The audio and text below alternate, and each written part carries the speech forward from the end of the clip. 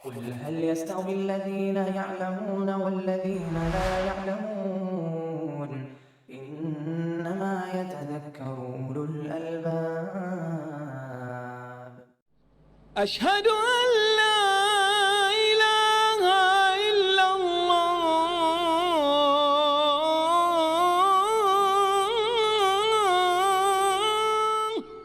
الحمد لله رب العالمين، والصلاة والسلام على المبعوث رحمة للعالمين سيدنا ونبينا وإمامنا محمد وعلى آله وأصحابه ومن دعا بدعوته إلى يوم الدين. أما بعد، فباب القضاء. عن عائشة رضي الله عنها قالت: قال رسول الله صلى الله عليه وسلم: من أحدث في أمرنا هذا ما ليس منه فهو رد. وفي لفظ: من عمل عملا ليس عليه امرنا فهو رد. باب القضاء، فیصلے کا باب. قضا کہتے ہیں کسی چیز کو پختہ کرنا اور اس سے فارغ ہونا. جیسے اللہ تعالیٰ نے کہا فَقَضَاهُنَّ سَبْعَ سَمَاوَاتٍ فِي يَوْمَيْنِ. اللہ سبحانہ و تعالیٰ زمین پیدا کرنے کے بعد آسمان کی طرف متوجہ ہوا، آسمان کا اس نے قصد کیا اور 7 آسمان بنائے. فَقَضَاهُنَّ محکم بنائے، پختہ بنائے، اور اس سے وہ فارغ ہو گیا آسمان کی تخلیق سے فی یومین، 2 دن کے اندر. تو کسی چیز کو پختہ کرنا، عمدگی کے ساتھ انجام دینا اور اس سے فارغ ہو جانا، یہ قضا کا معنی ہے. یہاں پر جو قضا مراد ہے وہ ہے خصوم کے درمیان تنازعات میں، خصومات میں، جھگڑوں میں 2 جھگڑنے والے افراد، مدعی اور مدعا علیہ کے درمیان ان کے معاملات میں شریعت کا حکم واضح کرنا اور ان کو شرعی حکم کا پابند کرنا. جو قاضی ہوتا ہے محکمے میں، اسلامی عدالت کا قاضی ہوتا ہے، وہ معاملات کے اندر دونوں فریقین کو سنتا ہے، گواہی یا شواہد گزارے جاتے ہیں، جرا قضا ہوتی ہے، اور اگر گواہیاں مدعی کے پاس نہیں ہے تو مدعا علیہ سے قسم کھلایا جاتا ہے، اور جو فیصلہ قاضی صادر کرتا ہے اس کا پابند ہر کوئی ہوتا ہے. مدعی مدعا علیہ میں سے جس کے حق میں ہو، جس کے خلاف ہو، اس کو فیصلے کو قبول کرنا ہوتا ہے، وہ پابند ہے. ٹھیک ہے، اس کو اختیار ہے کہ نچلی عدالت کے فیصلے کو اوپری عدالت میں چیلنج کرے، لیکن بہرحال فائنلی جو قاضی کا فیصلہ ہوتا ہے وہ نافذ العمل ہوتا ہے. مفتی بھی لوگوں کے سامنے شرعی حکم کو بیان کرتا ہے، لیکن وہ لوگوں کو پابند نہیں کر سکتا. لیکن قاضی جو ہوتا ہے اس کے پاس قانون ہوتا ہے، اس کا فیصلہ واجب القبول ہوتا ہے، وہ پابند کرے گا، اور نہیں کریں گے تو آپ کے خلاف قانونی چارہ جوئی ہوگی، عدالت کی توہین کا مقدمہ آپ پر چلے گا، آپ کو جیل میں بھیجا جا سکتا ہے. تو قاضی کسی بھی معاملے میں، جھگڑے میں، اختلاف میں شریعت کا حکم بتانے والا ہوتا ہے اور اس قانون کو لازم کرنے والا ہوتا ہے، جبکہ مفتی شرعی قوانین کو بیان کرنے والا ہوتا ہے. حکم شرعی کسی مسئلے میں بیان کرتا ہے لیکن وہ پابند نہیں کر سکتا. کوئی بھی عالم آپ کو مسئلہ دے گا جائز یا ناجائز کا، لیکن اس کو کرنے یا نہ کرنے پر آپ کو مجبور نہیں کر سکتا، لیکن قاضی آپ کو مجبور کرے. بہرحال یہ بڑا اہم معاملہ ہے. حضرات انبیاء کرام علیہ الصلوۃ والسلام نے بھی اپنے زمانے میں اپنی امتوں کے درمیان ان کے نزاعات کے معاملے میں فیصلہ فرمایا ہے. نبی صلی اللہ علیہ وسلم کے پاس بھی خصوم آیا کرتے تھے، جھگڑنے والے آتے تھے، مدعی مدعا علیہ آتے تھے اور آپ فیصلہ کرتے تھے. آپ کو چھوڑ کر کبھی آپ کی زندگی میں وہ حضرت ابوبکر رضی اللہ عنہ کے پاس، حضرت عمر رضی اللہ عنہ کے پاس یا عثمان علی رضی اللہ عنہ میں سے کسی کے پاس نہیں گئے، مقدمہ لے کر آپ کے پاس آتے. اور تمام انبیاء اپنی قوم کے درمیان فیصلہ فرماتے تھے. حضرت داؤد علیہ السلام سے خطاب کرتے ہوئے اللہ نے فرمایا: یا داؤد انا جعلناک خلیفۃ فی الارض فاحکم بین الناس بالحق ولا تتبع الهوى فیضلک عن سبیل اللہ. اے داؤد، ہم نے آپ کو زمین کا خلیفہ بنایا، لوگوں کے درمیان حق و انصاف کے ساتھ فیصلہ کیجیے، ہوائے نفس کی پیروی نہ کیجیے، ورنہ یہ ہوائے نفس کی پیروی آپ کو اللہ کے راستے سے بھٹکا دے گی، آپ کو حق کے راستے سے ہٹا دے گی. گویا کہ اللہ کی شریعت سے ہٹ کے فیصلہ کرنا ہوائے نفس کی پیروی کرنا ہے اور شریعت کی راہ سے بھٹکنا ہے. تو قوانین شریعت کی پابندی لازمی. تو قرآن مجید میں موجود ہے فیصلے اور حکم کا ذکر، اور خود نبی کریم صلی اللہ علیہ وسلم نے لوگوں کے نزاعات کا فیصلہ کیا ہے، جیسے کہ مسائل آئیں گے ہمارے سامنے. اور حضرت علی رضی اللہ عنہ کو یمن کا قاضی بنا کے بھیجا، حضرت معاذ بن جبل کو بھی یمن کا قاضی بنا کر بھیجا. اور حدیث ہے اذا اجتہد الحاکم فاصاب فلہ اجران واذا اجتہد فاخطأ فلہ اجر. عمر بن عاص رضی اللہ عنہ کی روایت ہے صحیحین میں کہ حاکم جو فیصلہ کرتا ہے اور اجتہاد کرتا ہے، پوری کوشش صرف کرتا ہے حق کو معلوم کرنے کی اور حق کے مطابق فیصلہ کرنے کی، اور الحمدللہ وہ درستگی کو بھی پہنچتا ہے، تو اس کے لیے دو اجر ہے. لیکن اگر وہ پوری کوشش صرف کر کے حق کو معلوم کرنے کی کوشش کرتا ہے لیکن حق تک نہیں پہنچ پاتا اور اس کا فیصلہ خلاف حق ہو جاتا ہے، تو بھی اجتہاد کرنے اور محنت کرنے اور حق کو پہچاننے کی کوشش کرنے کا اس کو ایک گہرا اجر ہر حال میں ملتا ہے. تو یہ اتنا بڑا عمل ہے کہ اگر آدمی اس سے مخلص ہو اور قضا کے لائق ہو اور اجتہاد کرے، مسئلے کی تصویر کو سمجھے کہ کیا مسئلہ ہے، نوعیت مسئلے کی نوعیت کو، جھگڑے کی نوعیت کو سمجھے، پھر دلیل شرعی معلوم کرے، پھر دیکھے کہ یہ دلیل اس مسئلے پر یا اس معاملے پر منطبق ہوتی ہے کہ نہیں ہوتی ہے. یہ تمام چیزوں کا اگر اس کے پاس علم ہے، اور خدا نخواستہ اگر وہ کسی مسئلے میں لا قدر اللہ اگر وہ غلطی کرتا ہے کوشش کے بعد بھی، اجتہاد کے بعد بھی، تو بھی ایک اہل اجر کا مستحق. اتنا بڑا عمل ہے. لیکن حق کو جان کر کے حق کے مطابق فیصلہ نہیں کرتا، یا قاضی جاہل ہے، یا تو تصویر مسئلہ نہیں سمجھ رہا ہے، معاملے کی نوعیت نہیں سمجھ رہا ہے، یا دلیل کا علم نہیں ہے، یا دلیل کو واقعے پر، صورتحال پر، جھگڑے پر منطبق نہیں کر سکتا کہ دلیل صورتحال کے مطابق ہے کہ مخالف ہے. اگر یہ سب نہیں کرتا اور غلط فیصلہ کرتا ہے تو جنتی. فرمایا گیا کہ قاضی 3 طرح کے ہوتے ہیں. ایک جنتی ہوتا ہے جو حق کو پہچانے اور حق کے مطابق فیصلہ کرے، اور جو حق کو پہچانے اور فیصلہ نہ کرے، ظلم پر مبنی فیصلہ کرے، یا حق کو پہچانے ہی نہیں اور غلط فیصلہ کرے، تو دونوں ہی صورت میں یہ قاضی جہنم. تو جہاں اتنا بڑا مقام ہے قاضی کا، وہیں اگر نااہل کو قاضی بنایا جائے اور وہ حق کو پہچان کے حق کے مطابق فیصلہ نہ کرے، رشوت خور ہو مثال کے طور پر، یا دباؤ میں ہو کسی کے اور غلط فیصلہ کرتا ہو، یا حق کو پہچانتا ہی نہ ہو، تو ایسی دونوں صورتوں کے اندر اس کے لیے سخت وعید ہے اور لوگوں کے معاملات کا بوجھ لے کر وہ اللہ کے پاس آئے. بہرحال تو یہ سب دلیلیں ہیں اور یہ سب حکمتیں ہیں. اور دیکھ لیجیے اگر قضا نہ ہو، جوڈیشیری کسی بھی ملک کے اندر نہ ہو، تو بالکل فوضویت، اللہ قانونیت پھیل جائے گی ہر طرف، ہر طرف لا قانونیت پھیل جائے گی. تو قانون کا ڈنڈا پڑنا ضروری ہے. اس لیے ہر زمانے میں عدالتیں رہی. اس سے کیا ہوتا ہے؟ حقدار کو حق ملتا ہے، مظلوم کی داد رسی ہوتی ہے، ظالم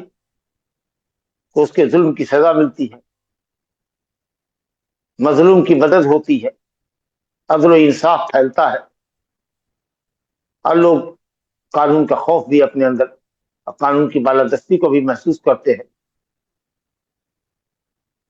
اگر عدلیہ نہ ہو یا عدالتوں میں انصاف نہ ہو تو بالکل انارکی اور لا قانونیت اور فوضیت پھیل جائے گی ہر طرف. انارکی پھیل جائے، لا قانونیت کرا دے.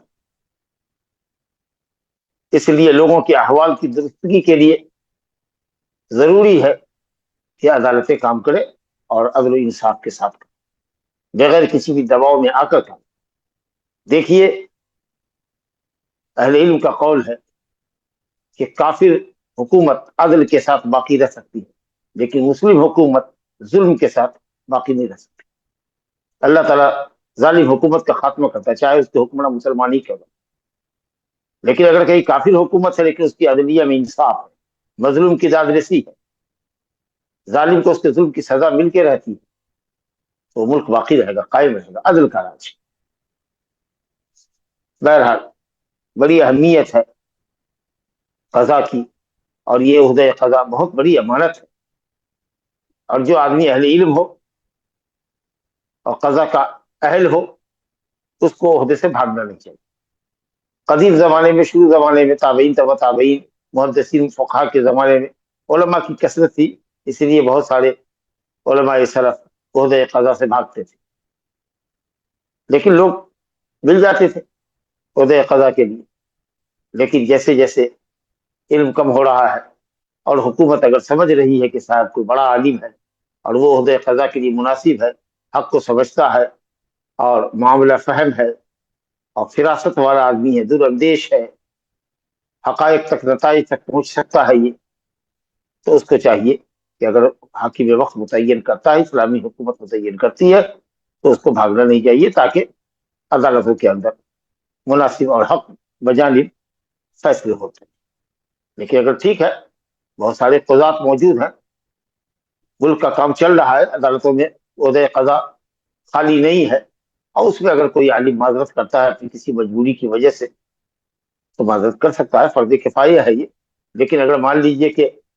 گنتی کے 2-4 آدمی ہی ہوں عہدے قضا کے لائق اور وہ بھی اگر اس کو قبول نہ کرے تو پھر حق پر مبنی فیصلہ کون کرے گا؟ اس لیے ایسی صورت میں علماء کو بھاگنا نہیں ہوگا. اور یہ سمجھ کر کے کہ صاحب، یا یہ سمجھ کر کے کہ صاحب ہم سے ظلم پر مبنی فیصلہ ہو جائے گا، ارے ہونے کے لیے تو ہو سکتا ہے، لیکن آپ حق بجانب ہے، حق کی تلاش میں ہے، سرگرداں ہیں، معاملات کو فہم کر رہے ہیں. اگر معاملہ بالکل واضح نہیں ہو رہا ہے یا دلیل کی روشنی میں کوئی فیصلہ کر رہے ہیں لیکن آپ کے سامنے صورتحال کچھ اور دوسری نظر آ رہی ہے، تو چلیے دوسری عدالت کی طرف اس کو تحویل کر دیجیے، بڑی عدالت کی طرف تحویل کر دیجیے معاملے کو. لیکن اس خوف سے کہ اس کا مبنی بر ظلم فیصلہ کہیں ہم سے ہو جائے گا تو میں کیا کروں گا، انشاءاللہ اس میں بھی اجر کے آپ مستحق ہوں گے، کیونکہ نبی صلی اللہ علیہ وسلم فرمایا اجتہاد الحاکم فاخطأ فلہ اجر. اگر حاکم غلطی کرتا ہے، قاضی غلطی کرتا ہے، مفتی فتویٰ دینے میں غلطی کرتا ہے، لیکن اس کا ارادہ نیک تھا، حق کی پہچان مطلوب تھی، لوگوں کو حق پر آمادہ کرنا تھا، حق پر عمل کرانا تھا، اور اس کے بعد بھی غلطی ہو گئی تو یہ کہتے ہیں کہ وہ مستحق ہے. بہرحال تو بہت اہم چیز ہے یہ. اور جو صاحب اہل ہے، جو قضا کے لائق ہیں، ایسے لوگوں کو عہدے قضا سے بھاگنا نہیں چاہیے، خاص کر اس زمانے میں جبکہ علماء کی اور صاحب فراست، صاحب علم و دانش اور خبیر و بصیر آدمی کی زمانے میں کمی ہے، تو ایسے موقع پر اس عہدے کو قبول کرنا چاہیے. اب یہ تھوڑی سی تمہیدی گفتگو کے بعد ہم حدیث پر آتے ہیں. پہلی حدیث صاحب کتاب رحمۃ اللہ علیہ نے، صاحب عمدۃ الاحکام نے جو ذکر کی ہے وہ حضرت عائشہ رضی اللہ عنہ کی حدیث ہے. پہلی روایت متفق علیہ ہے، دوسری روایت صحیح مسلم کی ہے مرفوعاً. قال رسول اللہ صلی اللہ علیہ وسلم من احدث فی امرنا ھذا، جس نے ہمارے اس امر میں کوئی نئی چیز ایجاد کی. ہمارے اس امر کا مطلب ہمارے دین میں، ہماری شریعت میں جس نے کسی چیز کا اضافہ کیا، کسی عقیدے کا اضافہ کیا، کسی عبادت کا اضافہ کیا، کوئی حکم شرعی بغیر کسی دلیل پر مبنی اپنی طرف سے کوئی حکم نافذ کیا جس کے اوپر کوئی دلیل نہیں ہے، کتاب و سنت اور اجماع کی دلیل تو چھوڑیے، قیاس سے صحیح بھی نہیں ہے کہ آپ کسی مسئلے میں معاملات کے اندر قیاس کریں. اٹکل پچھو فیصلہ کسی نے کر دیا، یا دین میں اپنی طرف سے کوئی حکم نافذ کر دیا، یا کسی حلال کو حرام کر دیا، حرام کو حلال کر دیا. بہرحال دین کے اندر، دین کے احکام کے اندر کسی نے بھی اگر دین میں اضافہ کیا ہے، احداث فی الدین کیا ہے جس کا تعلق دین سے نہیں ہے، فہو رد، تو وہ عمل مردود ہے. لہذا دین سے تعلق رکھنے والے ہر عمل کے اندر، ہر عبادت کے اندر، ہر عقیدے کے اندر دلیل ضروری ہے. اور آدمی شریعت اپنی طرف سے بنا نہیں سکتا، شریعت کے قوانین وضع نہیں کر سکتا، یہ صرف اللہ رب العالمین کا حق ہے. متفق علیہ روایت، جس نے ہمارے دین میں کسی طرح کا اضافہ کیا. بدعات اور محدثات کی گرم بازاری یہ دیکھ رہے ہیں، ہر سال نئی نئی بدعتیں، ہر ماہ نئی نئی بدعتیں، اضافہ ہی ہو رہا ہے بدعتوں کے اندر. ایک سیلاب امٹ آیا اسلامی معاشرے میں، مسلم معاشرے میں بدعتوں کا سیلاب امٹ آیا، اور سنت مسلمانوں کے درمیان، شریعت کے احکام مسلمانوں کے درمیان اجنبی بن کر رہ گئے، اور لوگوں نے بدعت کو ہی سنت سمجھ رکھا. منکر معروف بن گیا ہے، معروف منکر سمجھا جانے لگا، والعیاذ باللہ. تو جو بھی دین کے اندر اس طرح کی چیزیں اپنی جانب سے اضافہ کرتا ہے، جس کا دین سے کوئی تعلق نہ ہو، جس کی مشروعیت پر کوئی دلیل نہ ہو، وہ عمل، وہ عقیدہ، وہ فیصلہ وہ قانون مردود ہے۔ اور ایک لفظ میں ہے مسلم شریف میں جو حدیث آئی ہے حضرت عائشہ رضی اللہ عنہا سے، یہ بخاری میں نہیں ہے مرفوعاً لیکن تعلیقاً ہے، سند حذف کر کے ہے، لیکن باتصال سند مسلم کے اندر ہے، من عمل عمل، جس نے بھی کوئی عمل کیا، کوئی بھی عمل، چھوٹا سے چھوٹا، بڑا سے بڑا عمل، کوئی بھی عمل کیا، لیس علیہ امرنا، جس پر ہمارا عمل، ہمارا حکم نہیں، ہماری طرف سے دلیل نہیں، کتاب و سنت کی دلیل نہیں، یا آپ نے فرمایا جس باب میں میری سنت نہ ہو وہاں خلفائے راشدین کی سنت کو دیکھو، خلفائے راشدین کی بھی سنت ہے، فہو رد، تو وہ عمل مردود۔ اب یہ احدث اور عمل دونوں کے اندر کیا ہے؟ احداث کے مقابلے میں من عمل عمل والی جو حدیث ہے وہ اپنے اندر زیادہ وسعت اور عموم رکھتی ہے، جس نے بھی کوئی عمل کیا چاہے وہ مجید ہو یا نہ ہو، مجید تو ہے اور عمل کر رہا ہے تو وہ بھی داخل ہے، اور کوئی مجید تو نہیں ہے لیکن کسی کی ایجاد کردہ بدعت پر عمل وہ کر رہا ہے، تو وہ یہ نہیں کہہ سکتا کہ بھائی من احدث، جس نے بدعت ایجاد کی اس کا عمل مردود ہے، ہم نے کہا ایجاد کی، ایجاد تو کسی اور نے کی، ارے بابا آپ کسی کی ایجاد کردہ عبادت کو عبادت سمجھ رہے ہیں، عمل کر رہے ہیں، تو آپ بھی مردود ہے، آپ کا عمل بھی مردود ہے۔ تو من عمل عمل کے اندر وسعت ہے، چاہے عمل کرنے والا احداث کرنے والا ہو کہ احداث کرنے والا نہ ہو، دوسرے کی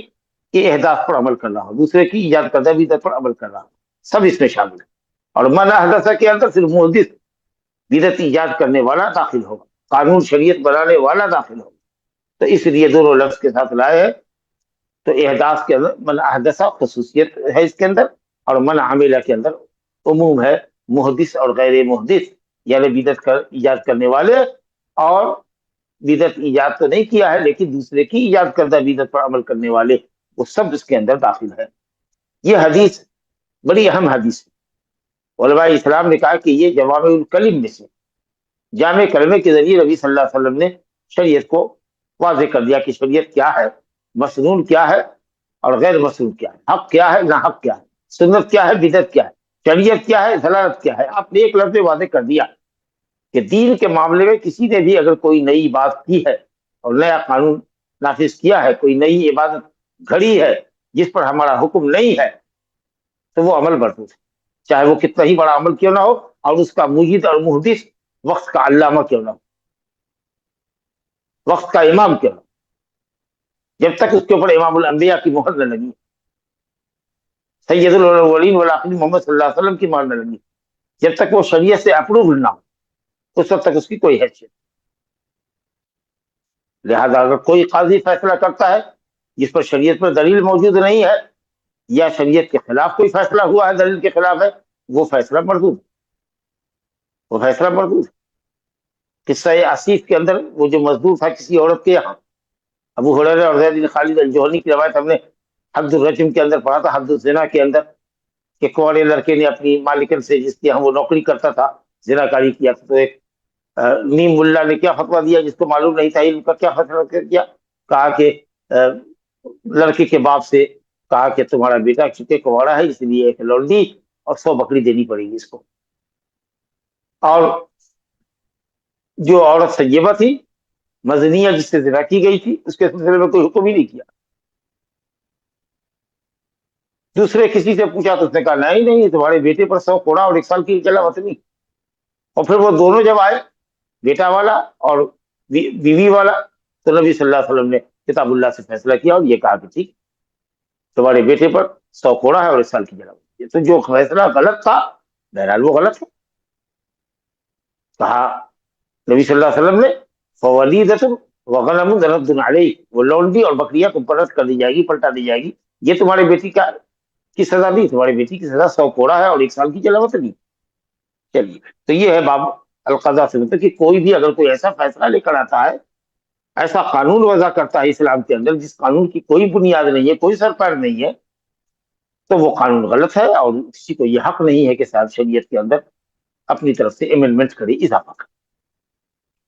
اور اس کو مستقل قانون کی حیثیت ہے۔ یہ جو حدیث ہے اہل علم نے کہا کہ اعمال کی ظاہری کسوٹی ہے،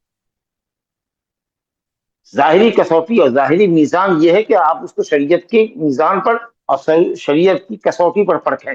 اگر عمل شریعت کے مطابق ہے، قرآن و سنت کے مطابق ہے، فیصلہ قانون سنت کے مطابق ہے، عبادت قانون شریعت کے مطابق ہے، تب تو الحمدللہ مقبول ہے، ورنہ مردود ہے۔ یہ ظاہری کسوٹی ہے، اور اعمال کی باطنی کسوٹی انما الاعمال بالنیات ہے۔ صحیح ہے کی روایت جو حضرت عمر بن خطاب رضی اللہ عنہ سے مروی ہے، انما الاعمال بالنیات، انما الاعمال بالنیہ، نیت اگر درست ہے، رضا الہی کی نیت ہے، ثواب کی نیت ہے، تو الحمدللہ عمل مقبول ہے، ثواب ملے گا، اور اگر نیت فاسد ہے تو عمل فاسد ہے۔ تو نیت کی درستگی، اخلاص للہیت پر ہو مبنی عمل، یہ عمل کی قبولیت کی باطنی کسوٹی ہوئی، اور ظاہری کسوٹی یہ کہ وہ شریعت کے مطابق ہے۔ اخلاص تو بہت ہے عمل کے اندر، للہیت تو بہت ہے، اللہ کی رضا جوئی کا ہی جذبہ ہے، لیکن خلاف سنت ہے، شریعت میں اس کی کوئی دلیل نہیں ہے، ابن خلفائے راشدین سے وہ عمل ثابت نہیں ہے۔ جو عبادت آپ عبادت کر رہے ہیں، جس کو عبادت کو تقرب اللہ کا ذریعہ سمجھ رہے ہیں، وہ نبی صلی اللہ علیہ وسلم نے نہیں کیا، صحابہ کرام خلفائے راشدین نے نہیں کیا، وہ کبھی بھی عبادت ہو ہی نہیں سکتی، وہ کبھی بھی عبادت نہیں ہو سکتی۔ عبادت کی اصل یہ ہے کہ وہ نفی پر ہے، اور عبادت کی اصل یہ ہے کہ اس میں نفی ہے، جب تک کہ دلیل نہ ہو، دلیل سے عمل عبادت ثابت ہوگی، اگر دلیل نہیں ہے تو بدعت ہے۔ اور دنیاوی مسائل کے اندر، معاملات کے اندر اصل اباحت ہے، عبادت کے باب میں اصل حرمت ہے جب تک کہ دلیل نہ ہو، اور معاملات کے باب میں اصل اباحت ہے، مباح ہے، جب تک کہ ممانعت کی دلیل نہ ہو، حرمت کی دلیل نہ ہو۔ چلیے دوسری حدیث دیکھیے، حضرت عائشہ رضی اللہ عنہ سے مروی ہے، پہلی حدیث بھی حضرت عائشہ ہی سے تھی، دوسری حدیث بھی ہے۔ قالت کہتی ہیں حضرت عائشہ رضی اللہ عنہ، دخلت ہند بنت عتبہ امرأة ابی سفیان على رسول الله صلى الله عليه وسلم فقالت يا رسول الله إن أبا سفيان رجل شحيح لا يعطيني من النفقة ما يكفيني ويكفي بني إلا ما أخذت من ماله بغير علم فهل علي في ذلك من جناح؟ فقال رسول الله صلى الله عليه وسلم خذي من ماله بالمعروف ما يكفيك ويكفي بنيك۔ اما عائشہ رضی اللہ عنہ سے روایت سے کہتی ہیں کہ ہند بنت عتبہ جو ابو سفیان کی بیوی ہے اور معاویہ بن ابی سفیان کی والدہ ہے، یہ نبی صلی اللہ علیہ وسلم کی خدمت میں آئی اور کہا کہ یا رسول اللہ ان ابا سفیان رجل شحیح، اپنے شوہر کے متعلق کہا کہ ابو سفیان یعنی میرا شوہر بخیل آدمی۔ تو معلوم یہ ہوا کہ عدالت میں اگر مدعا علیہ کے خلاف مدعی کوئی ایسا لفظ بولے جس کو مدعی سننا گوارا نہ کرتا ہو، پسند نہ کرتا ہو، لیکن معاملے کو ذکر کرنے کے لیے اس کی یہ صفت بیان، مکروہ صفت بیان کرنی پڑ رہی ہے، یا کسی نے مفتی سے فتویٰ لیا اور جس کے خلاف فتویٰ لے رہا ہے اس کی شکایت بھی اس نے کی اور اس نے کچھ ایسے الفاظ استعمال کیے جو سننے والے کو سن کر پسند نہیں آئے گا، مقصد اس کی غیبت نہیں تھی، تصویر مسئلہ، صورت مسئلہ کو واضح کرنے کے لیے یہ کہنا پڑا کہ فلاں شخص ایسا ہے، فلاں شخص ویسا ہے، یا مظلوم ہے تو ظالم کے خلاف مقدمہ لے کے پہنچا ہے، ظالم کی شکایت کر رہا ہے، تو یہ سب غیبت محرمہ کے اندر داخل نہیں۔ تو یہ ہند کہتی ہے کہ میرا شوہر ابو سفیان رجل شحیح بخیل آدمی، لا یعطینی من النفقہ ما یکفینی ویکفی بنی، وہ اخراجات اتنے بھی نہیں دیتا جو مجھ کو اور میرے بیٹوں کو کافی ہے، یعنی ہماری ضرورت سے کم خرچ دیتا ہے۔ اگر مثال کے طور پر 200 روپیہ یومیہ کا خرچ ہے تو وہ 100 روپیہ دیتا ہے، 150 روپیہ دیتا ہے، جو ہماری ضرورت کے لیے، خود و روش کے لیے اور بنیادی ضرورتوں کے لیے ہمارے اور ہمارے بیٹوں کے لیے کافی نہیں۔ الا ما اخذت من مالی بغیر علم، مگر یہ کہ میں بغیر شوہر کو بتائے ہوئے، بغیر اس کے علم میں لائے ہوئے، اس کی جیب سے، اس کے بیگ سے، اس کے صندوق سے ضرورت کے مطابق کچھ مال لے لوں اور اس کو پتہ بھی نہ ہو، تب تو ٹھیک ہے، ورنہ اگر اس کی مرضی پر چھوڑ دے تو بقدر کفاف بھی نہیں دیتا، اتنا بھی نہیں دیتا جو میری اور میرے بچوں کی ضرورت کے مطابق۔ تو معلوم ہوا کہ نفقہ اتنا دینا ہوگا جو آپ کی بیوی کے لیے اور آپ کی چھوٹے بچے جو آپ پر ڈیپینڈنٹ ہیں ان کی ضرورت کے لائق ہو۔ تو یا رسول اللہ میں مال بغیر بتائے ہوئے کچھ لے لیتی ہوں، اس سے گزر بسر پورا ہوتا ہے، ورنہ جتنا وہ دیتا ہے وہ کافی نہیں۔ تو آپ صلی اللہ علیہ وسلم نے کہا خذی مما لی بالمعروف، عرف اور عادت کے مطابق جس چیز کی شریعت نے کوئی حد مقرر نہ کی ہو اس میں عرف دلیل ہوتی، کتنا نفقہ لو، شریعت نے کوئی حد مقرر نہیں کی۔ مالدار آدمی اپنی مالداری کے اعتبار سے بیوی بچوں پر خرچ کرے گا، غریب اور مفلس آدمی ہے اپنی کمائی کے حساب سے بیوی پر خرچ کرے گا۔ تو شریعت نے کوئی نفقہ متعین نہیں کیا ہے کہ اتنی رقم ملنی ہی چاہیے ڈیلی، مالداری اور محتاجی کے اوپر ڈیپینڈ ہے۔ پھر دیکھو کہ تمہارا شوہر جس اسٹیٹس کا ہے، جس معیار کا ہے، یا جتنی کمائی اس کی ہے، جتنی آمدنی ہے، اس طرح کے مرد حضرات اپنی بیویوں کو کیا دیتے ہیں، یا ان کی بیویاں کیا خرچ لیتی ہیں ان سے۔ تو عرف اور عادت کے مطابق معاشرے میں جو چلن ہو اس کے مطابق تم بھی لے لیا کرو، زیادہ مطلب خذی مما لی بالمعروف، عرف اور عادت کے مطابق۔ تو جہاں حد بندی شریعت کی طرف سے نہ ہو وہاں عرف اور عادت دلیل ہوتا ہے۔ ما یکفی کہ اتنا لے لو عرف اور عادت کے مطابق، معاشرے کے مطابق، جو تمہارے لیے اور تمہارے بیٹوں کے لیے کافی۔ تو معلوم ہوا کہ بخیل شوہر کے مال سے عورت ضرورت کے مطابق، صرف ضرورت کے مطابق، تحسینات کے لیے نہیں، شاپنگ کے لیے نہیں، بناؤ سنگار کے سامان کی خریداری کے لیے نہیں، واجب نفقے کی بات ہو رہی ہے جس پر زندگی ٹکی ہوتی ہے، خورد و نوش کی اشیاء، ضروری دوا علاج نہیں کراتا ہے وہ۔ تو ایسی صورت میں جو بنیادی اخراجات ہیں اگر اس کی بھرپائی مرد نہیں کر پاتا ہے خوشی سے، تو اس کو بتائے بغیر اس کے مال سے عرف اور عادت کے مطابق لیا جا سکتا۔ تو بہرحال آپ نے سنا کہ شکایت درج کرانے میں، مقدمہ دائر کرنے میں اگر مدعا علیہ کے خلاف کوئی لفظ خراب بولنا پڑے جس کو وہ پسند نہیں کرے گا تو یہ غیبت محرمہ میں داخل نہیں ہے۔ دوسری بات یہ ہے کہ عورت اگر ایسی ہی ہو جیسے کہ ابو سفیان کی بیوی ہے، اور شوہر بھی ویسا ہی ہو جیسا کہ ابو سفیان رضی اللہ عنہ تھے، بخیل آدمی تھے، خرچ نہیں کرتے تھے، تو ایسی عورت، کوئی بھی عورت اپنے شوہر کے مال سے بغیر اس کو بتائے ہوئے بقدر ضرورت بقدر کفاف لے سکتی ہے، اور یہ خیانت نہیں ہوگی، چوری نہیں ہوگی۔ اب اسی لیے کہا جاتا ہے کہ یہ نبی صلی اللہ علیہ وسلم نے فتویٰ دیا، یہ فیصلہ نہیں فرمایا، کیونکہ اگر فیصلہ فرماتے تو مدعا علیہ کی موجودگی ضروری تھی۔ مدعا علیہ کی غیر موجودگی میں مدعا علیہ کے خلاف فیصلہ نہیں کیا جا سکتا، مدعی کے حق میں فیصلہ نہیں کیا جا سکتا۔ ہو سکتا ہے کہ مدعا علیہ کے پاس بھی کوئی دلیل ہو جس کے ذریعے وہ الزامی فیصلے کو رد کرے، کہ آپ جو میرے خلاف یہ فیصلہ الزامی طور پر لگا رہے ہیں کہ لازم ہے، ہماری یہ مجبوری ہے، ہماری یہ مجبوری، وہ کہہ سکتا ہے۔ اس لیے مدعا علیہ کے خلاف اگر فیصلہ جا رہا ہے تو مدعا علیہ کی کورٹ میں یا اس کے وکیل کو کورٹ میں حاضر ہونا ہو۔ لیکن ہاں، شخص غائب کے خلاف فتویٰ دیا جا سکتا۔ کوئی عورت آئے کہ کوئی کہے کہ اس کے شوہر نے اس کو حیض کی حالت میں طلاق دی ہے، کیا حکم؟ کہا نہیں، تمہارے شوہر کی حیض کی حالت میں طلاق دی گئی طلاق واقع نہیں ہے، جاؤ اس کو کہہ دو کہ طلاق واقع۔ تو فتویٰ جس کے خلاف دیا جا رہا ہے اس کا مجلس افتاء میں موجود ہونا ضروری نہیں، لیکن قضا کے لیے ضروری ہے۔ اس لیے یہ علماء میں اختلاف ہے کہ نبی صلی اللہ علیہ وسلم کا فیصلہ تھا یا فتویٰ تھا۔ اگر فیصلہ تھا تو ایسی کوئی بھی عورت ہے جو اپنے شوہر سے شاکی ہے کہ وہ کھانا خرچہ برابر سے نہیں دے رہا ہے، ضرورت کے مطابق نہیں دے رہا، تو اس کو جا کر کے عدالت کا دروازہ کھٹکھٹانا پڑے گا، اور وہاں سے فیصلہ جب اس کے حق میں ہوگا تب وہ بغیر بتائے ہوئے شوہر سے لے سکتے۔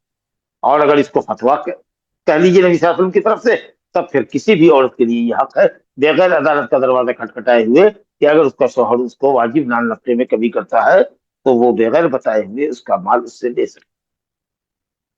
بغیر بتائے ہوئے اس کا مال اس کے جیب سے ضرورت کے مطابق لے سکتی ہے۔ وباللہ التوفیق۔ تیسری حدیث دیکھیے اس باب میں جو باب القضاء میں آئی ہے، عن ام سلمة رضی اللہ عنہا ان رسول اللہ صلی اللہ علیہ وسلم سمع جلبة خصم بباب حجرته، سمع جلبة خصم بباب حجرته فخرج إليه فقال ألا إنما أنا بشر وإنما يأتيني الخصم فلعل بعضكم أن يكون أبلغ من بعض فأحسب أنه صادق فأقضي له ومن قضيت له بحق مسلم فإنما هي قطعة من نار فليحملها أو يذرها۔ اللہ اکبر، بہت زبردست قانون ہے قضا کے باب میں۔ उम्मे सलमा रजी अल्लाह अन्हा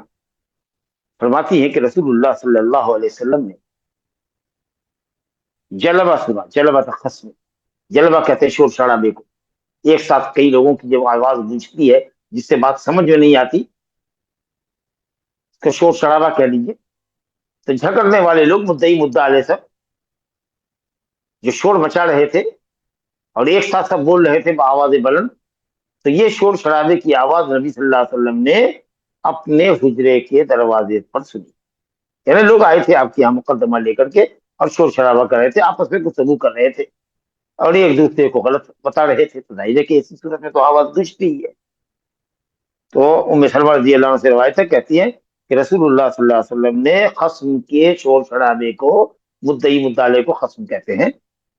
झगड़ने वालों के शोर शराबे को अपने हुजरे के दरवाजे पर सुना। अंदर आप थे दरवाजे से, पर जो शोर शराबा हो रहा था वो आपने सुना। चुनांचे आप पकड़े इलैहि, उनकी तरफ निकले,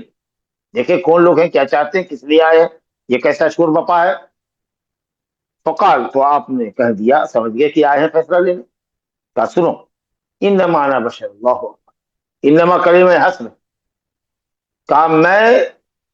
बशर ही हूं, बशर के सिवा कुछ नहीं। मैं बशर हूं, जिन नहीं हूं, मलाइका में से नहीं हूं, किसी और दूसरी मखलूक नहीं, मखलूक बशर, इंसान हूं। लेकिन हाँ, यूहा इलैया, कुरान ने कहा इन्नमा अना बशर यूहा इलैया, मेरी तरफ वही किया, यानी मैं बशर रसूल, मैं बशर रसूल। बशर होने में, इंसान होने में हम और तुम दोनों बराबर। ये तुम्हारी जरूरतें बुनियादी हैं इंसान है की हैसियत से, बशरियत की जो तकाजे, लाजमी तकाजे हैं, उन तकाजों से हम भी कोई अलग नहीं, हम कोई अलग मखलूक नहीं। अल्लाह, मैं भी गैब नहीं जानता, अपने तौर पर गैब नहीं जानता, बातिने उमूर नहीं जानता, किस अमर का, किस मामले का क्या बातिन है, जाहिरी पहलू क्या है, बातिनी पहलू क्या है, फ्रंट क्या है, बिहाइंड क्या है, ये हम नहीं जानते। सामने जो चीज दिखती है वो दिखती है, उनको भी दिखती है, हमको भी दिखती है। हाँ, गैब की वो बातें जो अल्लाह मुझको बताता है उतना भर मैं जानता हूं, अल्लाह के बताने पर जानता हूं। तो मैं बशर हूं, इन्नमा यातीनिल खस्म, और मेरे पास मुद्दई मुद्दई आते हैं अपना फैसला लेने के लिए। इन्नमा यातीनी, या सहाबे किराम अपने मुकदमात लेके नबी सल्लल्लाहु अलैहि वसल्लम के पास जाएंगे। अच्छा, उसके बाद जब आते हैं लोग तो अपनी अपनी बात को पेश करते हैं दलाइल की रोशनी में, गुफ्त शुनीद करते हैं, एक दूसरे को गलत साबित करते हैं, अपने दावे को मुबरहन करते हैं। तो मुद्दई मुद्दाले में बाज ऐसे होते हैं जो बड़े फसीहुल लिसान और बलीगुल बयान होते हैं, बहुत कुव्वत के साथ और बड़ी मजबूती के साथ अपनी बात अदालत में रख पाते हैं। चुनांचे मैं बज़ाहिर उनकी गुफ्तगू से मुतासिर होकर उसके हक में फैसला करता हूं, ये समझ करके कि ये हक पर। अब मिसाल के तौर पर एक आदमी है, मजबूत दलील दे रहा है, अब हम देख रहे हैं कि गवाह, गवाही है, आदमी ठीक है, गवाही के मुताबिक फैसला किया। अब हमको क्या मालूम बातिनी तौर पर कि ये गवाह खरीदे हुए हैं, इनको पैसा खिलाया गया है, अदालत में ये आए हैं, माशाअल्लाह दाढ़ी टोपी वाले हैं, नमाज का निशान भी है, अब वो गवाही दे रहे हैं। अब फिर उनकी अदालत के ऊपर फिर अदालत किसी को कहे कि अब इन दो गवाहों की अदालत पर गवाही लेकर आओ कि ये वाकई सच्चे गवाह है कि नहीं है, तो इस बात का इस्लाम ने मुकल्लफ नहीं किया। तो बहरहाल काजी ने गवाह की बुनियाद पर फैसला दे दिया, लेकिन जिसके हक में फैसला दिया गया है वो समझ रहा है कि फैसला हमने गलत तरीके से हासिल कर लिया, ये गवाह तो हमारे झूठे थे, मैंने अदालत को गुमराह किया। जाहिर है कि काजी इंसान है, कोई भी काजी, आप कह रहे कि मेरी भी हैसियत इंसान ही की है, मैं भी गैब नहीं जानता, मैं भी तुम्हारे जाहिरी मामलात को देखकर ही फैसला करता हूं, तुम्हें का कौन सच्चा है कौन झूठा है ये मैं नहीं जानता जाती तौर पर, जब तक कि अल्लाह ना बताए। तो मैं बजाहिर जो कुछ सुनता हूं तुमसे और कानून फैसला जिस चीज का मुतालबा करता है उसके हिसाब से मैं फैसला कर देता हूं, लेकिन सुन लो, मेरे फैसले को बहाना मत बनाना। अगर तुम समझते हो कि वाकई तुम्हारे हक में फैसला हुआ है, जो बज़ाहिर तुम्हारे हक में हुआ है, लेकिन बबातिन तुम जानते हो कि तुम उसके हकदार नहीं हो, तुमने गुमराह किया है, अदालत को चीट किया है। तो काजी के फैसले को कभी भी नाजायज चीज के लिए, नाजायज चीज को जायज करने के लिए, हराम को हलाल करने के लिए, दूसरे के माल को अपना माल समझने के लिए बहाना मत बनाओ। अगर मेरे फैसले का हवाला दोगे कि काजी ने फैसला किया, नबी सल्लल्लाहु अलैहि वसल्लम ने फैसला किया, तो नबी सल्लल्लाहु अलैहि वसल्लम जाहिरी पर फैसला करने वाले थे, दलाइल की बुनियाद पर फैसला करने वाले थे। अगर किसी के पास दलील नहीं थी तो मुद्दा अले ने कसम खाया, अब वो झूठी कसम खाए कि सच्ची कसम खाए, ये वो जाने, उसका रब जाने, उसके बातिन का हाल अल्लाह को मालूम। लेकिन मुद्दा अले भी समझ रहा है कि हमने गुमराह किया अदालत को कसम खा करके, मामला तो वाकई मुद्दई का हल था, मैंने तो गुमराह कर दिया और अपने हक में फैसला ले लिया। तो नबी सल्लल्लाहु अलैहि वसल्लम मुद्दई के हक में फैसला जाए या मुद्दा अले के हक में जाए, कानून कजा के मुताबिक, शरीयत के मुताबिक। लेकिन अगर ये फैसला बबातिन सही नहीं हुआ है तो जिसके हक में फैसला हुआ है उसको चाहिए कि अल्लाह से लड़े और मामले को रद्द करे और हकदार को हक दे दे। काजी के फैसले को अपने लिए हराम को हलाल करने का बहाना और जीना न बनाए। आपने फरमाया कि फमन कज़ई तो लहू बिहक़ मुस्लिम, मैंने अगर किसी के हक में, किसी मुसलमान के सामान का या मुसलमान के हक का फैसला दे दिया है किसी का, और दे दिया है किसी को बज़ाहिर देख करके कि उसके साथ दलील थी या दलील उसके पास नहीं थी, तो मुद्दा अले को दे दिया है क्योंकि उसने कसम खाया, हालांकि मुद्दा अले गलती पर है या मुद्दई अपनी दलील पेश करने में गलती पर है, तो मेरे फैसले को बहाना न बनाए। इन्नमा हिय क़ित्अतुम मिनन नार, जहन्नम का एक टुकड़ा है उसके हक, जिसके हक में फैसला बज़ाहिर हुआ है, हालांकि बबातिल फैसला उसके हक में नहीं जाना चाहिए। तो अब वो बोझ को उठाए, जहन्नम के उस टुकड़े को, अजाब को उठाए या छोड़े। जाहिर है कि ये अख्तियार के लिए नहीं करे, तहदीद की, तहदीद जो चश्मिया वार्निंग के तौर पर पढ़े, जज्र तौबीक के तौर पर पढ़े कि अब तुमको इख्तियार है, जाओ जहन्नम में, कि जहन्नम से बचो। फमन शाह फलयुमिन वमन शाह फलयकुफर, जो आप चाहे, ईमान और कुफ्र दोनों को अल्लाह ने वादा कर दिया है, दोनों के अंजाम को वादे कर दिया है। अब उसके बाद जो चाहे ईमान लाए, जो चाहे कुफ्र करे। इसका मतलब थोड़ी कि अल्लाह ताला कुफ्र पर रहने की इजाजत दे रहा है, वईद है, वईद, वार्निंग। तो मालूम ही हुआ कि नबी सल्लल्लाहु अलैहि वसल्लम आलिमुल गैब नहीं थे, बातिने उमूर का इल्म आपको नहीं था, मगर उतना जितना कि अल्लाह के। लिहाजा ये समझना कि आप आलिमुल गैब थे, ये गुमराहकुन अकीदा। आम बशर की तरीके से, आम कुजात की तरीके से आपने कहा कि मैं भी एक काजी हूँ, तुम्हारे पास, तुम हमारे पास आते हो फैसला लेने के लिए, जो कुछ मैं सुनता हूँ और जो कुछ मुझको समझ में आता है कि किसके हक में फैसला जाना चाहिए बजाय, वो मैं कर देता हूँ। लेकिन बबातिन फैसला अगर किसी गलत आदमी के हक में हुआ है, वो जानता है कि फैसला उसके हक में नहीं होना चाहिए, तो उसको वापस कर देना चाहिए। हकदार का हक, काजी के फैसले को बहाना नहीं बनाना चाहिए, जीना नहीं बनाना चाहिए बातिल की तरफ जाने का, वो उसके लिए जहन्नम का फैसला। अल्लाह, हालांकि रब्बुल आलमीन चाहता तो अपने नबी को बता देता, वही आ जाती, इल्का हो जाता, इल्हाम हो जाता कि मुद्दई मुद्दाले में कौन सच्चे हैं कौन झूठे हैं। लेकिन फिर बाद के खुजात के लिए क्या रूल होता, वो क्या करता बेचारा। तो इसलिए नबी सल्लल्लाहु अलैहि वसल्लम की जाते गिरामी खुदवा है उम्मत के लिए, दुनिया के खुजात के लिए, काजी की हैसियत से नबी की जात दुनिया के तमाम खुजात के लिए, शरई खुजात के लिए उसवा और नमूना और आइडियल। तो इसलिए उम्मत के लिए तशरीह और कानून शरीयत बताने के लिए आपने ये बात कही, और अल्लाह रब्बुल आलमीन ने भी आपको किसी भी मामले में, किसी भी मामले में या किसी एक मुतय्यन मामले में जहां जो मामला था अल्लाह ने नहीं बताया, चाहता तो बता देता कि फला हक पड़ा फला ना हक, लेकिन तब ऐसी सूरत में आप पर वही आती थी ना, आपके बाद के खुदा क्या करते। तो इसलिए आपने फरमाया कि मैं इंसान हूं और मुझे जिस तरीके से मुझसे बज़ाहिर फैसला हो सकता है दलाइल की मबनी, और हो सकता है कि वो फैसला बबातिल किसी और के हक में जाने वाला था, लेकिन बातिल का मुझे इल्म नहीं है, तो इसलिए इसको बहाना ना बनाए कोई, और हीला साजी ना करे,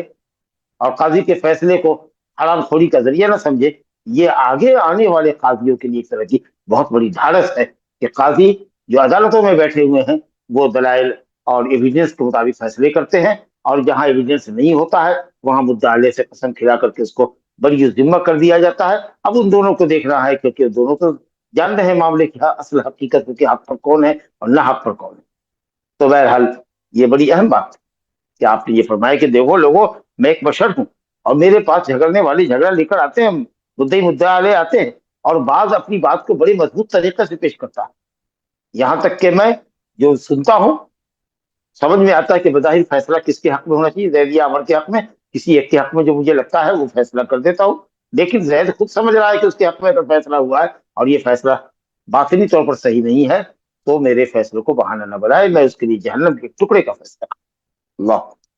اب اس کو اختیار ہے جو کرے، وہ اپنے لیے جہنم پسند کرتا ہے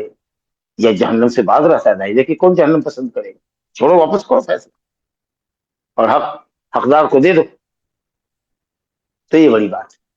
بعض لوگ کہتے ہیں قاضی کا فیصلہ حرام کو حلال کر دیتا ہے، لا حول ولا قوت الا باللہ۔ اگر کسی عورت نے اپنے ولی کی موجودگی میں ولی کو فیور میں لے کر کے دو گواہ کو فیور میں لے کر کے عدالت میں مقدمہ دائر کیا کہ فلاں شخص نے، مثال کے طور پر زید نے مجھ سے شادی کی ہے فلاں تاریخ کو، یہ میرے ولی کی اجازت سے شادی ہوئی ہے اور یہ دونوں گواہ موجود ہیں، اللہ، جھوٹا دعویٰ عورت نے دائر کیا اور مرد ہے کہ صاحب شوہر عدالت میں انکار کر رہا ہے، نہیں نہیں میں نے کبھی کوئی شادی نہیں کی، میں تو اس کو جانتا بھی نہیں۔ ارے کیسے نہیں جانتے؟ تم نے فلاں تاریخ کو تو شادی کی ہے مجھ سے، کیا ابا بولیے، آپ کی موجودگی میں رشتہ ہوا ہے، اب تو گواہ بھی گواہی دے رہا ہے، لا الہ الا اللہ۔ تو اب قاضی نے فیصلہ کر دیا لڑکی کے حق میں کہ ہاں یہ جو ہندا ہے یہ زید کی بیوی ہوئی، تو اب یہ کہتے ہیں کچھ فقہا حنفیہ کہتے ہیں کہ اب اس زید کو اس عورت کے ساتھ رہنا سہنا بیوی کی حیثیت سے ہم بستر ہونا جائز ہے، قاضی کے فیصلے نے گویا کہ اس کے لیے بیوی کو بیوی بنا دیا، عورت کو اس کی بیوی بنا دیا، اگرچہ بیوی نہیں تھی، لا حول ولا قوت۔ کبھی بھی قاضی کا فیصلہ کسی حلال کو حرام نہیں کر سکتا۔ مرد اگر جان رہا ہے کہ اس نے شادی نہیں کی ہے، اس کو قبول نہیں کیا ہے، تو لاکھ عدالت نے فیصلہ کر دیا، لیکن اس مرد کے لیے جائز نہیں ہے کہ بیوی کس طریقے سے اس کے ساتھ رہے، اس کو اجنبی ہی سمجھے۔ عدالت نے کہا جاؤ اس کے ساتھ جائے، گھر میں وہ رہے، کہیں اور گھر میں رہے، اور پھر اسے نجات پانے کی جو دوسری شکل ہو سکتی ہے وہ اپنا کرے، لیکن یہ نہیں کہ صاحب قاضی نے فیصلہ کر دیا کہ فلانا یہ جو ہے ہندا یہ زرمیہ تمہاری بیوی ہے، لے کر کے جاؤ، تو چلو بھائی قاضی نے فیصلہ کر دیا ہے لہذا یسعها المقام معها، یسعه المقام معها، اس آدمی کے لیے جائز ہے کہ اس کے ساتھ رہے اور بیوی کی حیثیت سے اس کو استعمال کرے، لا حول ولا قوت الا باللہ۔ مالکیہ شافعیہ حنابلہ سب کہتے ہیں کہ حرام ہے، کبھی بھی جائز نہیں ہے کہ آپ اس کو اپنی بیوی سمجھیں اور بیوی جیسا ٹریٹ کریں۔ چوتھی حدیث ہے ہمارے سامنے، عن عبد الرحمن ابن ابی بکر رضی اللہ عنہما قال كتب ابی او كتبت له الى ابنه عبد الله ابن ابی بکر وهو قاض بسجستان اللہ تحکم بین اثنین، اللہ تحکم یا اللہ تحکم، لا نہیں مانے تحکم بین اثنین وانت غضبان، فانی سمعت رسول اللہ صلی اللہ علیہ وسلم یقول لا يحکم اللہ تحکم بین اثنین وانت غضبان، فانی سمعت رسول اللہ صلی اللہ علیہ وسلم یقول لا يحکم یا لا يحکم، یہاں اصل میں لا يحکم، لا نہیں یا لا نفی، تو لا يحکم بین اثنین وانت غضبان، فانی سمعت رسول اللہ صلی اللہ علیہ وسلم یقول لا يحکم یا لا يحکم احد بین اثنین وهو غضبان، وفی روایت لا يقضین حکم بین اثنین وهو غضبان۔ عبد الرحمن بن ابی بکر، ابو بکر صحابی ہے رضی اللہ عنہ، مشہور صحابی، ان کے بیٹے عبد الرحمن بن ابی بکر رضی اللہ عنہما سے روایت ہے، کہتے ہیں کہ میرے باپ نے خط لکھا، تحریر لکھی یا مجھ پر املا کیا اور میں نے لکھا۔ عبد الرحمن کہتے ہیں کہ میں نے اپنے باپ نے املا کرایا اور میں نے تحریر لکھی۔ دراصل میرے والد ابو بکرہ اپنے بیٹے عبداللہ بن ابو بکرہ کو، یعنی ان کے بھائی کو، یا ہو سکتا ہے کہ ان کے بھائی نہ رہے ہوں لیکن باپ کے ذریعے تو بھائی ہوں گے،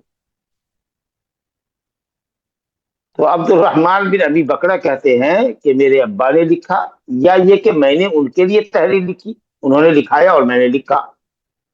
اپنے بیٹے عبداللہ بن ابو بکرہ، وہ قاضی بسجستان، اور یہ عبداللہ بن ابی بکرہ سجستان کے اندر، جو ماورا النہر ہے عرب کی اس طرف ہے،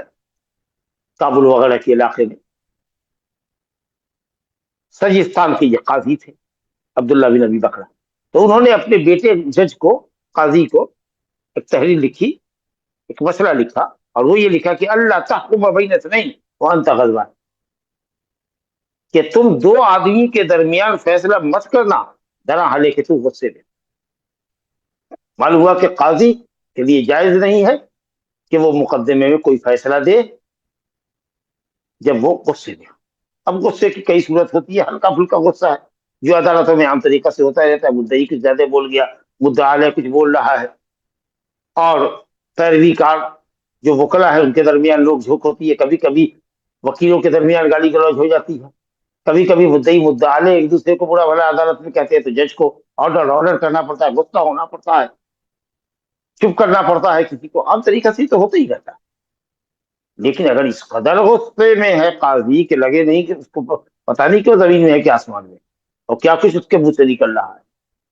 یا چلو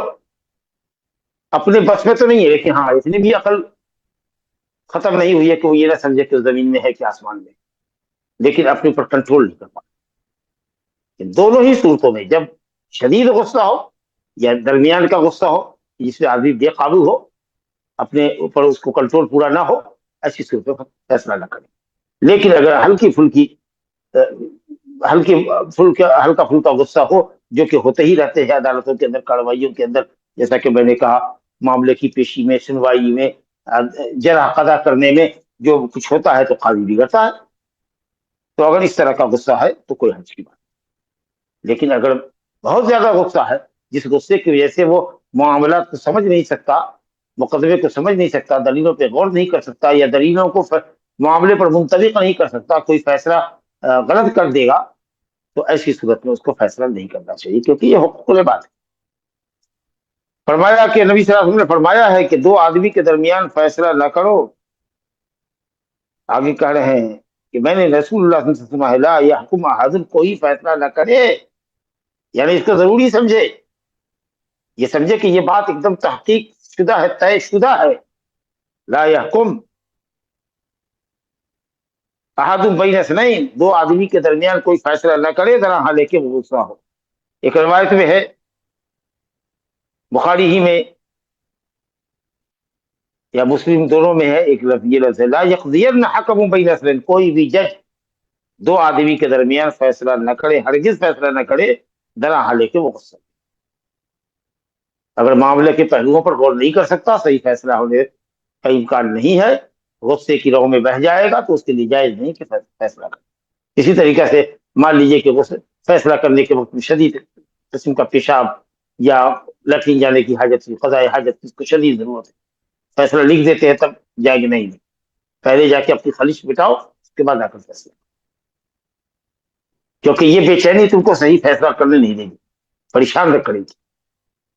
یہ الگ بات ہے کہ اگر اس صورت میں فیصلہ کر دے اور بالکل صحیح ججمنٹ ہو جائے تب علماء نے کہا نافذ ہوگا، لیکن اگر غلط فیصلہ ہوا ہے اور قاضی کی نوعیت یہ تھی کہ وہ مشوش تھا، پراگندہ فکر تھا، اس کا فیصلہ رد کر دیا جائے۔ اور اسی پر اہل علم نے قیاس کیا ہے کہ اگر بہت زیادہ بھوک لگی ہوئی ہے، بہت زیادہ پیاس لگی ہوئی، یا مان لیجیے کہ اس قدر کھا کے آیا ہے کہ بالکل جموائی لے رہا ہے، ڈکار پر ڈکار آ رہی ہے، پریشان ہے، اونگھی آ رہی ہے، اونگ آ رہی ہے، اس کو تھکا تھکا لگ رہا ہے، فیصلہ مت کرو۔ یا مان لیجیے کسی گہری سوچ میں پڑا ہوا ہے، کوئی درد و الم ہے، کوئی بڑا حادثہ اس کے گھر میں ہوا ہے، اس دن عدالت میں حاضر نہ ہو، باپ مر گیا ہے، بیوی مر گئی ہے، بیٹا بیٹی میں سے کسی کا انتقال ہو گیا، ظاہر ہے کہ اس قدر رنجیدہ اور پریشان ہے کہ آج وہ کیا فیصلہ کرنے کے لیے بیٹھے گا، کیا سوچے گا۔ تو اگر اس طرح کی مشوشات ہو اس کے اوپر حاوی، جس سے اس کا قلب و ذہن پراگندہ ہو، پریشان ہو، اور معاملات کے تمام پہلوؤں پر غور و خوض کرنے اور صحیح نتیجے تک پہنچنے کی راہ میں یہ سب چیزیں اگر حائل اور رکاوٹ بنتی ہو، تو ایسی صورت میں قاضی کے لیے فیصلہ کرنا جائز نہیں۔ پانچویں حدیث اس باب کی ابو بکر رضی اللہ عنہ سے یہ، ان کے بیٹے سے روایت ابھی آپ نے پڑھی، عبد الرحمن بن ابی بکرہ کہتے ہیں کہ صاحب ہمارے باپ نے اپنے بیٹے عبداللہ بن ابی بکرہ کو، جو قاضی سجستان سے خط لکھوایا تھا، جو آپ نے سنا کہ قاضی فیصلہ نہ کرے دو کے درمیان ذرا حالے کہ وہ غصہ ہو۔ اب یہ دیکھیے ابو بکر رضی اللہ عنہ خود روایت کرتے ہیں، کہتے ہیں کہ قال رسول اللہ صلی اللہ علیہ وسلم الا انبئکم باکبر الکبائر ثلاثہ قلنا بلا یا رسول اللہ قال الاشراک باللہ وعقوق الوالدین وكان متكئا فجلس وقال الا وقول الزور وشهادة الزور فما زال يكررها हत्ता कुल्ला लैतहु सकत। अबू बकर रजी अल्लाह अन्हु कहते हैं, ये उनसे रवायत है, फरमाया कि रसूलुल्लाह सल्लल्लाहु अलैहि वसल्लम ने फरमाया, अला उनब्बिउकुम बिअकबरिल कबाइर, क्या मैं तुम्हें बाखबर न करूं कबाइर में भी सबसे बड़े और संगीन कबीरा के मुताबिक। कबाइर गुनाह में भी जो बड़े गुनाह हैं, जो टॉप लिस्ट के अंदर है, कबाइर गुनाह की टॉप लिस्ट में जो बड़े गुनाह हैं, उनके मुताबिक तुम्हें बाखबर न करूं। ये बात आपने 3 मरतबा की तकरार के लिए, क्यों? ताकि लोग अपने कल्ब ज़हन के साथ और अपने जिस्म के साथ और अपने कल्ब के साथ हमारी तरफ मुतवज्जह हों, बात को गौर से सुने और दिल में उसको जगह दें। इसे 3 मरतबा फरमाया। अला उनब्बिउकुम, तंबीह है, हरबे तंबीह, खबरदार, तवज्जो करो, क्या मैं तुम्हें अकबरुल कबाइर न बताऊं, कबाइर में भी सबसे बड़े कबाइर न बताऊं, जो अपनी संगीनी में सबसे टॉप लिस्ट पर है, 1 2 3 4 की फिर इसमें इस तरह की गुनाह न बताऊं। 3 मरतबा आपने तकरार की और सामीन के शौक को बढ़ाने के लिए कि वो पूरी तवज्जो से आपकी बात। मालूम ये हुआ कि गुनाह कबाइर भी होते हैं, गुनाह सगाइर भी होते हैं। जब कबाइर बताया गया तो उसके मुकाबले में सगाइर आते हैं। और कुरान ने भी कहा, अल्लज़ीना यज्तनिबूना कबाइरल इस्मि वल फवाहिश इल्ला लम, जो लोग कबाइर गुनाह और कबाइर में फवाहिश से बचते हैं, इल्ला लम, अगर सगाइर करते। तो अल्लाह ताला कबीरा से बचने के नतीजे में, कबीरा से परहेज करने के नतीजे में, दूर भागने के नतीजे में अल्लाह ताला सगाइर को माफ करता है।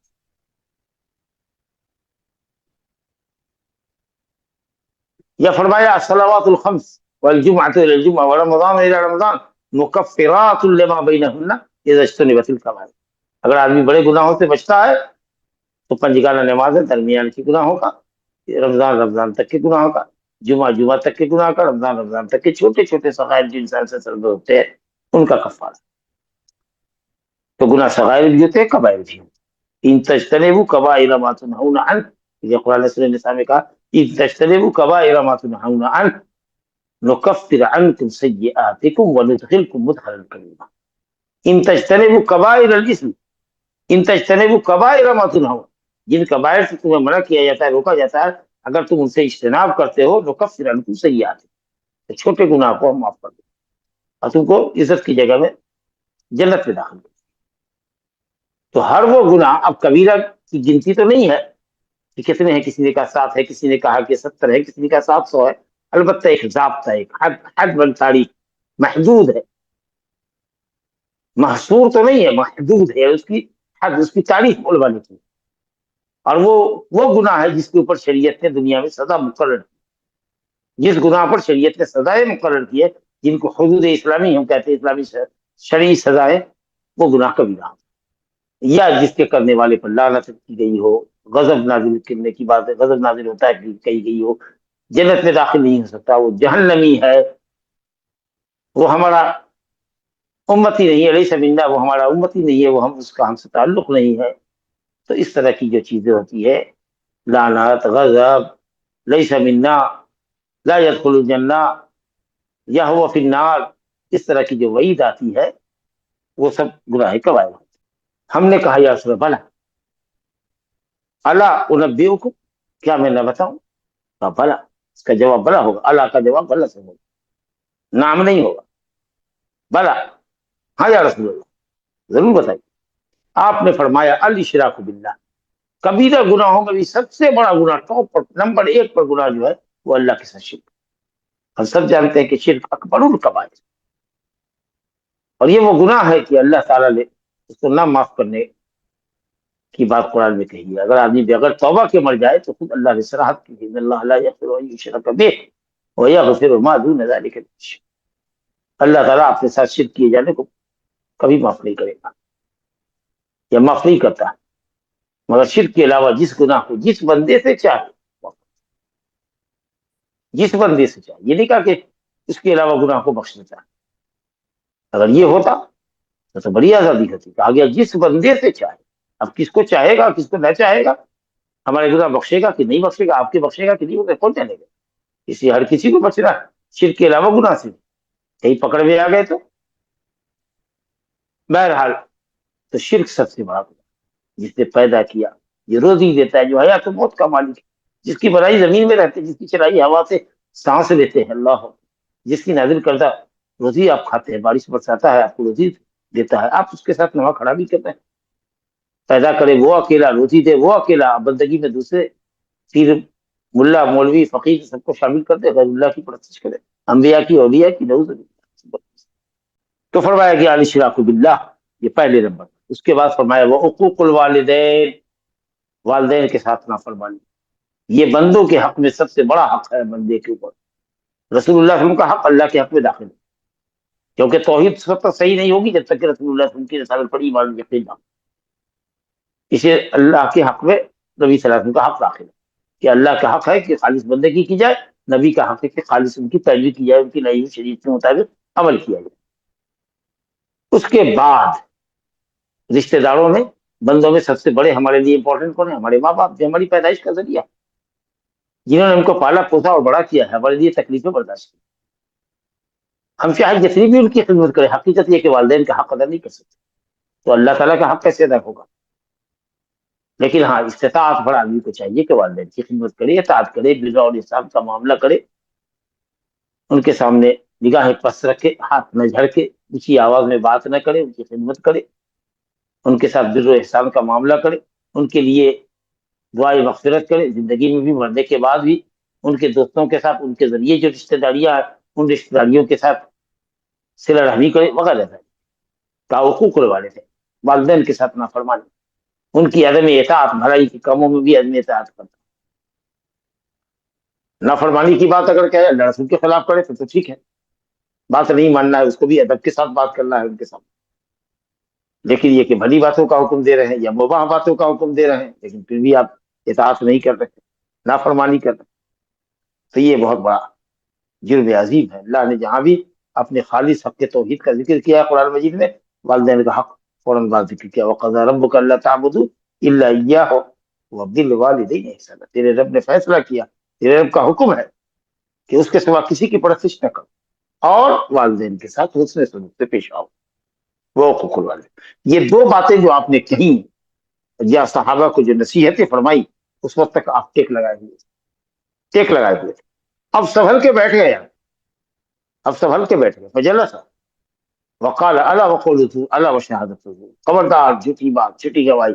اور اس کو اس کثرت سے آپ بولنے لگے، جھوٹی بات، جھوٹی گواہی، خبردار، خبردار، جھوٹی بات سے پرہیز کرنا، جھوٹی گواہی سے پرہیز کرنا، اتنی کثرت سے کرنے لگے کہ صحابہ حتیٰ قلہ، ہم نے کہا، زبان سے نہیں، مجلس میں نہیں، سنا کر نہیں، جی میں کہا کہ کاش نبی صلی اللہ علیہ وسلم چھپ رہتے، اتنی تکلیف برداشت کر رہے ہیں۔ ہم سمجھ گئے کہ جھوٹی بات اور جھوٹی گواہی بہت سنگین چیز ہے، کیونکہ اس کی وجہ سے آپ کسی کے حق کو حاصل ہونے میں رکاوٹ بن سکتے ہیں۔ جھوٹی گواہی دے دیا آپ نے مدعی کے حق میں، جبکہ فیصلہ مدعا کے حق میں جانے والا تھا، فیصلہ مدعی کے حق میں جانے والا تھا، آپ کہیں اور چلے گئے۔ اس طریقے سے آپ نے معاملے کو خراب کر دیا، جو مجرم نہیں تھا اس کو مجرم ٹھہرا دیا، جو مجرم تھا وہ بے قصور بن گیا، جو بے قصور تھا اس کو مجرم گردان دیا۔ تو بہت سارے معاملات ہوتے ہیں جھوٹی بات اور جھوٹی گواہی کے نتیجے میں، ظاہر ہے کہ آپ نے گمراہ کیا ہے عدالت کو، اور کتنے سنگین فیصلے ہو سکتے ہیں، یہاں تک کہ کسی کی جان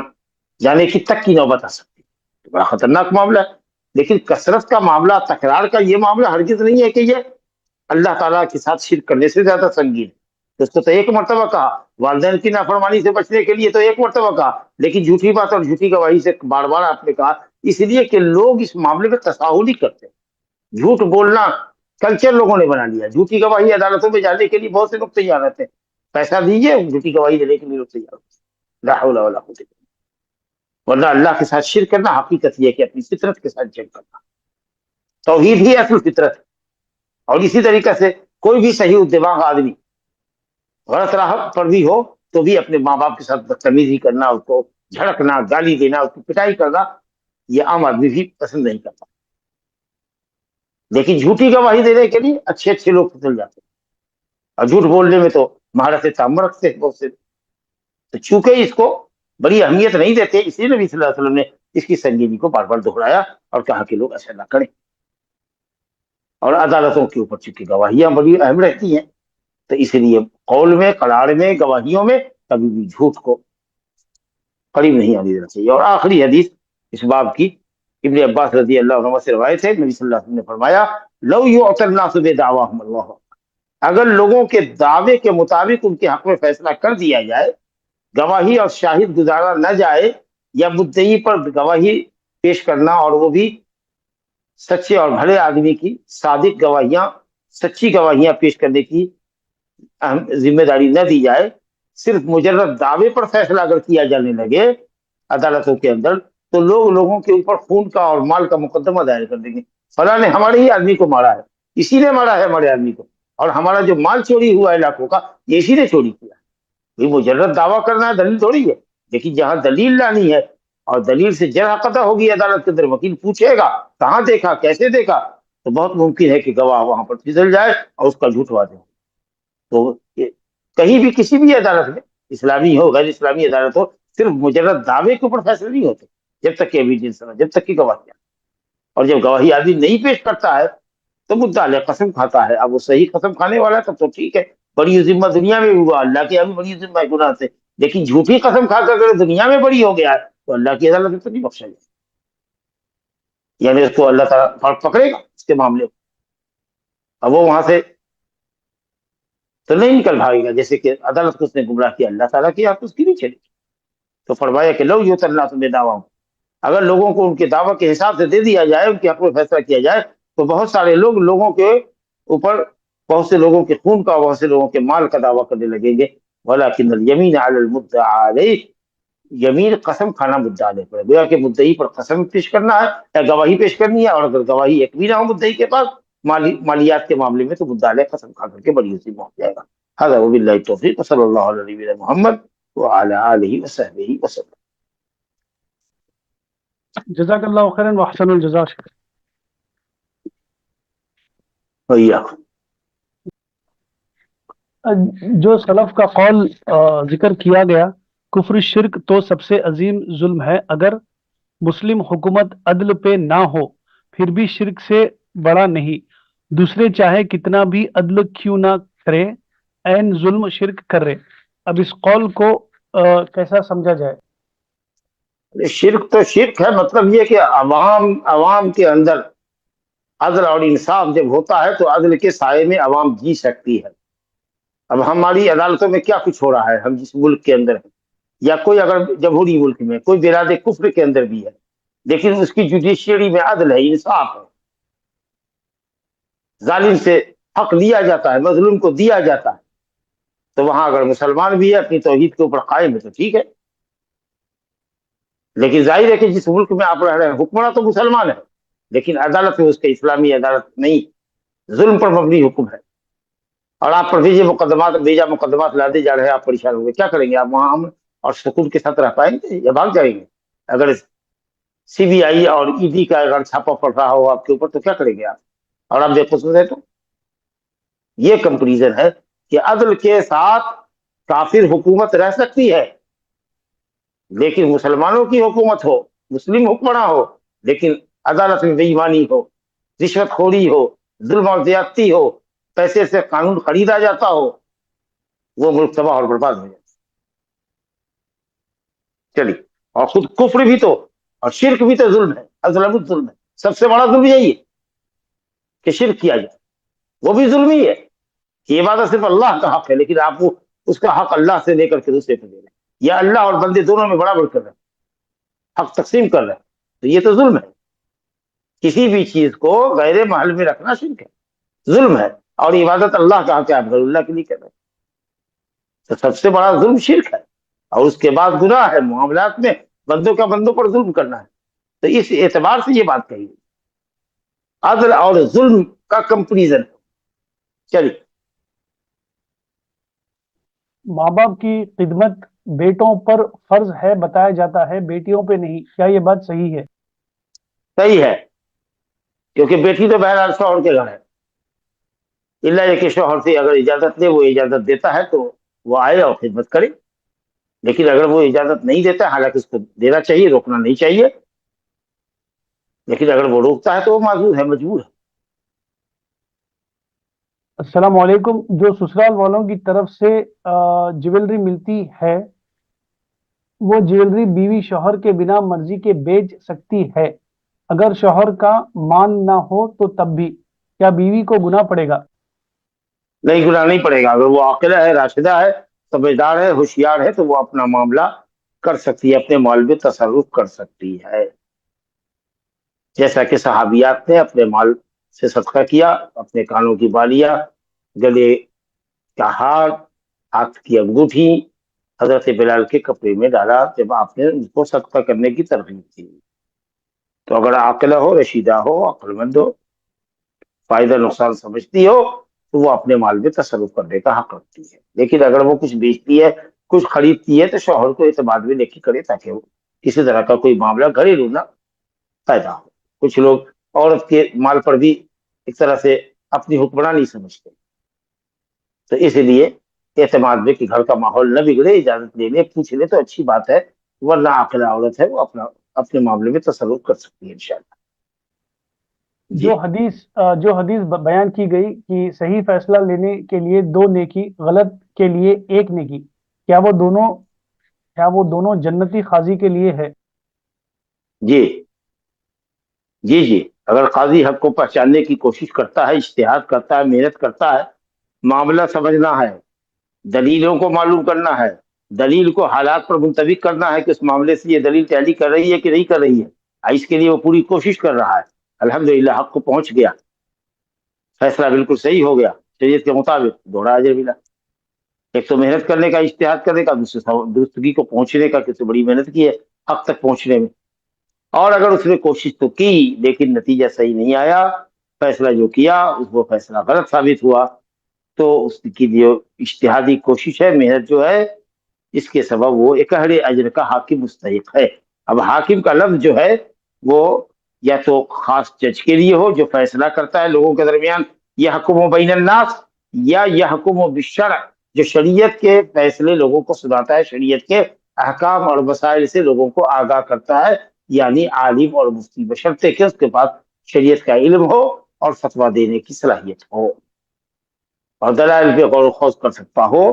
फिर भी अगर वो कभी फतवा देने में गलती कर जाता है, तो वो इंशाल्लाह एक अहले अजर का मुस्तहिक है। लेकिन जब हक उसके सामने आए या कोई हक पर मुत्तला करे उसको, तो उसको अपने कौल से रुजू करना चाहिए। जी। हम आज के सेशन का आखिरी सवाल लेंगे इंशाल्लाह, क्योंकि काफी वक्त हो चुका है। अक्सर देखा जाता है कि बीवी का जो सोना होता है वो शौहर बिजनेस में वगैरह लगाने के लिए ले लेते हैं और उसको वापस देने की बात नहीं करते, और वापस अक्सर नहीं। बहरहाल ये कैसा है? बहरहाल ये सरासर जुल्म है, माल उसका है, उसकी इजाजत के बगैर नहीं ले सकता वो। और उसको शेयरदार कर ले, जितनी कीमत का जेवर है उसका शेयर करे, उसको कारोबार में उसको शरीक बनाए, या कर्ज में अगर ले रहा है तो बाजार की कीमत के हिसाब से वो ले, कर्ज ले, और जितना ग्राम ले रहा है उतना ग्राम सोना उसको देगा। जिस कैरेट का सोना है वो तो कर्ज है उसके जिम्मे, वो औरत का माल वो ले रहा है, दे उसकी इजाजत के लेना तो हराम है ना जायज। तो इसीलिए या तो वो पार्टनर बनाए कारोबार के अंदर, नफा नुकसान दोनों में शरीक रखे, जब कारोबार हटाना हो तो बीवी की जो रकम लगी है वो उसको दे दे, या फिर उससे अगर कर्ज देता है एक मुद्दत के लिए, तो उस मुद्दत के ऊपर उसके ऊपर वाजिब है कि वो अपनी बीवी के कर्ज की अदायगी करे। अगर उसको अपनी जागीर समझता है तो ये नाजायज और ये जुल्म है शौहर की तरफ से बीवी पर। जी। जज़ाकल्लाहु खैरन व बारकल्लाहु फीकुम शेख। वही जमीन। لا